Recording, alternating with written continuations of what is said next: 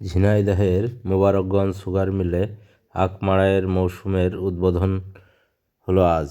বিস্তারিত দেখুন সজীব আহমেদের ভিডিও চিত্রে। ঝিনাইদহের কালীগঞ্জের মোবারকগঞ্জ চিনিকলের আখ মাড়াই মৌসুম উদ্বোধন করা হয়েছে।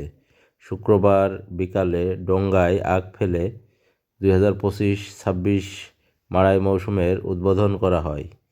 এই মিলে কেইন ক্যারিয়ার প্রাঙ্গণ উপলক্ষে আলোচনা সভা অনুষ্ঠিত হয়। এতে ভার্চুয়ালি প্রধান অতিথি হিসাবে বক্তব্য রাখেন শিল্প মন্ত্রণালয়ের সচিব মোহাম্মদ ওবায়দুর রহমান।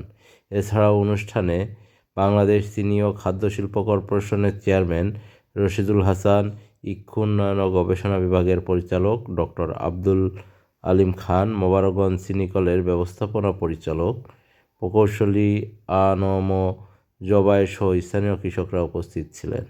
চিনিকল কর্তৃপক্ষ জানায়, 59তম আখ মাড়াই এই মৌসুমের 56 দিনে 80,000 মেট্রিক টন আখ মাড়াই করে 4,400 মেট্রিক টন চিনি উৎপাদনের লক্ষ্যমাত্রা ধরা হয়েছে এবছর।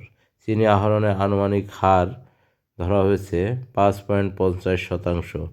এই মৌসুমের আখ মাড়াই চলবে 56 দিন। এই 56 দিনে 80,000 মেট্রিক টন আখ মাড়াই করা হবে এবং এই মাড়াই কার্যক্রম 56 দিনের মধ্যে শেষ করা হবে বলে কর্তৃপক্ষ জানিয়েছেন।